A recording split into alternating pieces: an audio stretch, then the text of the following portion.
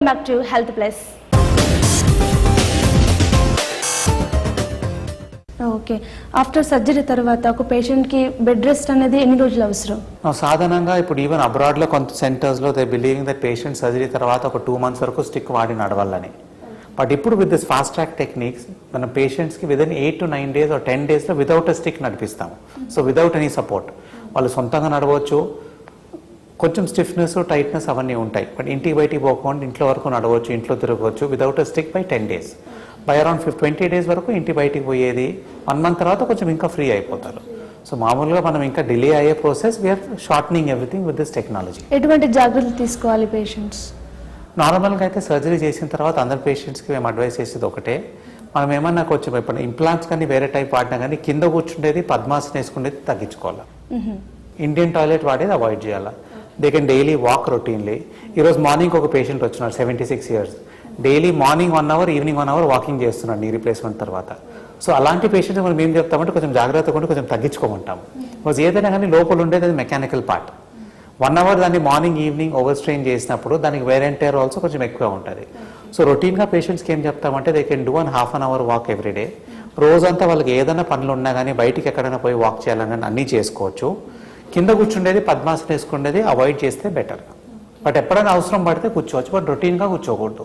Sir మనం చూస్తూ ఉంటాం ఆడవారిలో ఎక్కువగా నీ పెయిన్స్, అలా పెయిన్స్ వచ్చినప్పుడు వాళ్ళు జస్ట్ ఒక టాబ్లెట్ వేసుకుని అప్పటికప్పుడు వాళ్ళు రిలాక్స్ అవుతూ ఉంటారు. ఇలా చేయడం వల్ల వాళ్ళకి ఫ్యూచర్లో ఎటువంటి ప్రాబ్లం వచ్చే అవకాశం ఉంది సార్? అంటే నీ పెయిన్స్లో మనం ముందు డయాగ్నోస్ చేయాలి ఎందుకు ఈ నీ పెయిన్ వస్తున్నదని. ఎప్పుడో ఒకసారి అట్లా టాబ్లెట్ వేసుకుంటే తప్పు లేదు, కానీ ఆ టాబ్లెటే మనం రోజు వేసుకుంటే దానితో మన కిడ్నీ డ్యామేజ్ కావచ్చు. పెయిన్ కిల్లర్స్ ఎక్కువ వాడినా కానీ కడుపులో అల్సర్ రావచ్చు, స్టమక్ అల్సర్స్ రావచ్చు, కిడ్నీ ఆల్సో క్రియాటినిన్ పెరిగి రీనల్ డిస్ఫంక్షన్ ఆల్సో రావచ్చు. So this over the counter prescriptions రెగ్యులర్గా పెయిన్ వేసుకునేది తప్పు. ఎప్పుడో ఒకసారి నెలకు ఒకసారి వేసుకుంటే దాంట్లో పెద్ద డ్యామేజ్ ఏమి ఉండదు. ఎక్కువగా ఈ నీ పెయిన్స్ అనేది ఎవరిలో చూడొచ్చు సార్? జనరలీ వరల్డ్ లిటరేచర్ మన ఇండియన్ పాపులేషన్ చూసినా కానీ దిస్ పాపులేషన్ అబవ్ 40 తర్వాతే 50 తర్వాతే స్టార్ట్ అవుతుంది. And incidence of diseases is more 4:1. For every 4 to 5 ladies only 1 male is affected. A general genetic predisposition of the disease itself. అంటే it's not a genetic disease, but మన male female రేషియోస్లో affection ఎట్లా ఉంటుంది.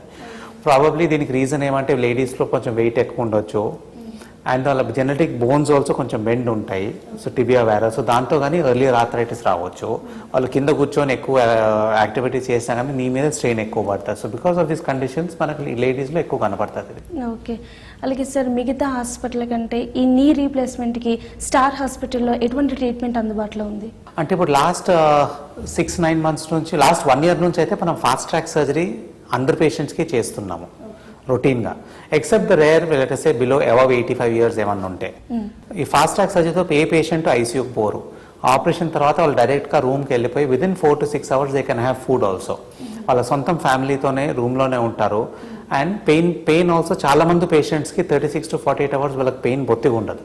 48 hours తర్వాత కొంచెం pain start అయ్యి అంతలో మనం ఇచ్చే పెయిన్ కిల్లర్స్ ఆల్సో పనిచేసి వాళ్ళకి రికవరీ బాగానే ఉంటుంది.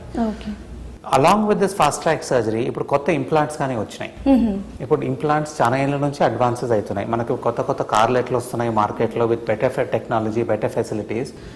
5 years బ్యాక్ చేసిన పేషెంట్స్కి ఇప్పటికి 10 years బ్యాక్ చేసిన ఇప్పుడు డిఫరెన్సెస్ ఏమున్నాయంటే ఇంప్లాంట్స్లో ఏ పేషెంట్ మనం ముందు అడిగితే వాళ్ళు నీ రీప్లేస్మెంట్ చేసినాక అది నార్మల్ ఉండదు అంటారు. అంటే అది వాళ్ళ లెఫ్ట్ నీ రీప్లేస్మెంట్ చేసినాం అనుకోండి, వాళ్ళ రైట్ నీతో కంపేర్ చేసుకుంటే ఏదో డిఫరెంట్ ఉంటుంది. బట్ ఆబ్వియస్లీ ఇంతవరకు ఏమైందంటే మనము whatever we're doing surgery wise లోపల వేసే implants cannot replicate normal movement. నార్మల్గా ఉంటే కదా ఎప్పుడో ఒకసారి వాళ్ళకి డిఫరెన్స్ తెలుస్తుంది.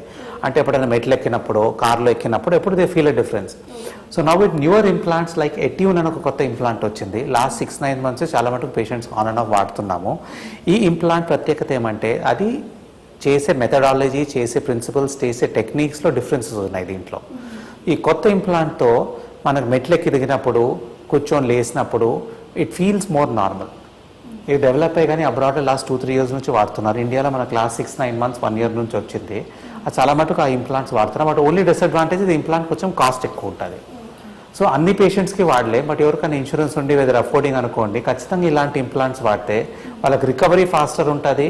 And they can get full movement and get normal movement also. కొంతమంది పేషెంట్స్ సర్జరీ తర్వాత మెట్లకి దిగినప్పుడు కొంచెం అన్స్టేబుల్ అనిపిస్తుంది అంటారు. అది because of muscle weakness and partly due to the implant also. So ఈ కొత్త ఇంప్లాంట్స్ వాడే కొద్దీ వాళ్ళకి రికవరీ ఆల్సో ఫాస్ట్ ఉంటుంది and this different activities which they do get more normal అవుతాయి. ఇది నా దగ్గర మీకు ఇప్పుడు మోడల్ చూపించేది ఇది ఒక ఎట్యూన్ నీ ఇంప్లాంట్ అండి. This is the latest implant మనకు వచ్చిండేది ఇండియాలో. లాస్ట్ 6-9 months నుంచి ఇండియాలో వాడుతున్నాం రొటీన్గా, బట్ రిలీజ్ అయ్యి అట్లీస్ట్ 1.5 years అయింది. దిస్ ఇంప్లాంట్ మనం తయారు చేసిన లాస్ట్ 10 years రీసెర్చ్ నుంచి ఆ కంపెనీ వాళ్ళు తయారు చేసినారు. దీనికి స్టాండర్డ్ ఇంప్లాంట్స్కి చాలా మటుకు డిఫరెన్సెస్ ఉన్నాయి. ఏ నీ రీప్లేస్మెంట్ ఇంప్లాంట్ తీసుకున్నా దాంట్లో 3 భాగాలు ఉంటాయండి. ఈ పైన వాడేది ఫిమోరల్ కంపోనెంట్ అంటాం, అంటే పైన ఒక మెటల్ పీస్ ఉంటుంది, కింద టిబియల్ కంపోనెంట్ అంటాం, దీన్ని ఒక మెటల్ పీస్ అంటాము, ఇది మధ్యలో ప్లాస్టిక్ ఉంటుంది. సో ఈ స్టాండర్డ్ ఇంప్లాంట్లోనూ దీంట్లోనూ చూసేకంతా సేమే ఉంటాయి, బట్ ఈ మెటీరియల్స్ ఈ method of the bone implant design is more unique. ఈ ఇంప్లాంట్ వాడితే people say that it's going to be more normal, అంటే నార్మల్ యాక్టివిటీ చేసుకోవచ్చు అండ్ ద ఫీలింగ్ దట్ మనకు సర్జరీ అయిందని చెప్పేసి చాలా తక్కువ ఉంటుంది as compare to standard implants. ఈ ఇంప్లాంట్లో అన్ని డిఫరెన్సెస్ ఉంటాయి. ఇప్పుడు కింద ప్లేట్ మామూలుగా వాడే టైటానియం ప్లేట్ వాడతాం, దీంట్లో అది కోబాల్ట్ క్రోమ్తో తయారు చేస్తున్నారు, దీంతో అరుగుదల తక్కువ ఉంటుంది, లైఫ్ ఆల్సో ఎక్కువ వస్తుంది. ఈ మధ్యలో మీరు చూసే ప్లాస్టిక్ కంపోనెంట్ ఈ ఇంప్లాంట్లో డిఫరెంట్, దీనికి కొంచెం యాక్సాన్ యాంటీ ఆక్సిడెంట్స్ యాడ్ చేస్తున్నారు, వైటమిన్ ఈ కానీ యాడ్ చేస్తున్నారు. సో దీంతో ఈ ప్లాస్టిక్ ఆల్సో అరుగుదల చాలా స్లో ఉంటుంది. స్టాండర్డ్ ఇంప్లాంట్స్ కానీ మనకి ఇప్పుడు లాస్ట్ 15-20 years రిజల్ట్స్ చాలా బాగున్నాయి, బట్ ఈ మెథడ్ ఈ కొత్త ఇంప్లాంట్లో మనకి ఇంకా దీనికన్నా బెటర్ ఉంటాయి ఇంప్లాంట్స్ అని దాని స్టడీస్లో ఉన్నాయి. సో ఈ న్యూవర్ ఇంప్లాంట్స్ వాడుకుంటే మనకు కొంచెం యాక్టివిటీస్ ఆల్సో ఈజియర్ ఉంటాయి అండ్ రొటీన్ యాక్టివిటీస్ చేసుకుంటే కానీ ఈజియర్ ఉంటుంది మనకు. ఓకే, అలాగే సార్ ఇంప్లాంట్ తర్వాత మళ్ళీ తిరిగి మోకాల నొప్పులు వచ్చే అవకాశం ఉన్నాయంటారా? ఇప్పుడు నీ రీప్లేస్మెంట్ చేసిన తర్వాత మనకు లాస్ట్ 10 years పాత జనరేషన్ ఇంప్లాంట్స్ వాడినా కానీ దాని రిజల్ట్స్ చాలా బాగున్నాయి. ఇప్పుడు మనం 100 మందికి ఆపరేట్ చేసినాం అనుకోండి, 90% పేషెంట్స్ అంటే 100 మందిలో 90 మంది 15 years తర్వాత బాగుంటారు. ఒక 10 మందికి ఏదో వేరే కాంప్లికేషన్స్తో ఫెయిలియర్ వచ్చిండొచ్చు, కానీ 90% results at 15 years are standard. ఈ కొత్త ఇంప్లాంట్స్ వాడితే దానికన్నా బెటరే ఉంటాయి. ఇప్పుడు ఏమవుతుందంటే చాలామంది పేషెంట్స్కి యంగర్ స్టేజెస్లోనే ఆర్థరైటిస్ వస్తుంది. అలాంటి వాళ్ళకి మనం ఓన్లీ 15 years అని చెప్తే ఇప్పుడు 55 years ఆపరేట్ చేసిన వాళ్ళకి 70 years మళ్ళీ సర్జరీ చేయాలంటే కొంచెం వాళ్ళు భయపడతారేమో. సో ఈ కొత్త ఇంప్లాంట్స్ వాడితే దానికి లైఫ్ ఆల్సో వాళ్ళకి ఇంకొక అట్లీస్ట్ 80 వరకు అన్న వచ్చే ఛాన్స్ బాగుంటుంది. So newer implants younger age గ్రూప్తో మనం చేస్తే దాని లైఫ్ ఆల్సో బెటర్ ఉంటుంది, ఎక్కువ కాలం ఎక్కువ ఉంటాయి. అలాగే సార్ సర్జరీ అయిపోయిన తర్వాత ఎలాగో సర్జరీ అయిపోయింది ఇప్పుడు బాగున్నాం అని చెప్పేసి చాలామంది హెవీగా ఎక్సర్సైజ్ చేస్తూ ఉంటారు, రన్నింగ్ చేస్తూ ఉంటారు, అలా చేయడం వల్ల ప్రాబ్లమ్స్ వచ్చే అవకాశం ఉందంటారు? ఖచ్చితంగా అండి. ఇప్పుడు ఇది మనం లోపల వేసేది ఒక artificial implant with metal and plastic, different types of plastics, high density polyethylene ఉంటుంది. దీన్ని మనం ఓవర్ యూజ్ చేసినా కానీ ఓవర్ యాక్టివిటీ చేసినా కానీ దాని వేర్ అండ్ టేర్ ఉంటుంది. మనం డైట్లో కానీ కాల్షియం సరిగ్గా తీసుకోకపోతే బోన్స్ ఆల్సో వీక్ అయ్యి మెటల్ ఇంప్లాంట్స్ ఆల్సో సింక్ కావచ్చు బోన్లో. సో ఏది ఉన్నా కానీ దాన్ని మనం కాపాడుకోవాలి. సో రొటీన్ వాకింగ్ ఎక్సర్సైజ్ అన్నీ చేయవచ్చు, but high impact activity avoid చేయమంటాం.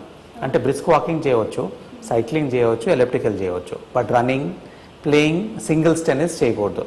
కొంతమంది పేషెంట్స్ డబుల్స్ టెన్నిస్ ఆడతారు, గాల్ఫ్ ఆడతారు, అలాంటి activities are fine, but high impact sports వాడకూడదు. దిస్ హై ఇంపాక్ట్ యాక్టివిటీ నార్మల్గా చేసేది యంగ్స్టర్సే.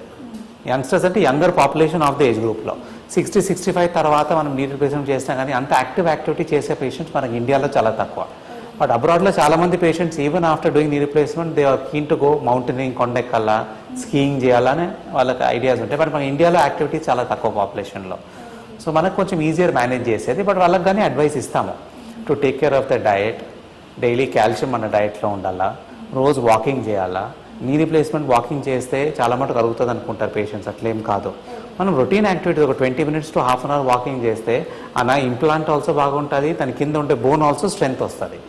ఇప్పుడు ఇంప్లాంట్ మనం పైన పెట్టామని కింద బోన్ ఉంది, దానికి మనం యాక్టివిటీ ఏమి పెట్టకపోతే ఓన్లీ రెస్ట్లో ఉంటే దాంట్లో కింద బోన్ ఆల్సో వీకన్ అవుతుంది. So it's very important to do exercise.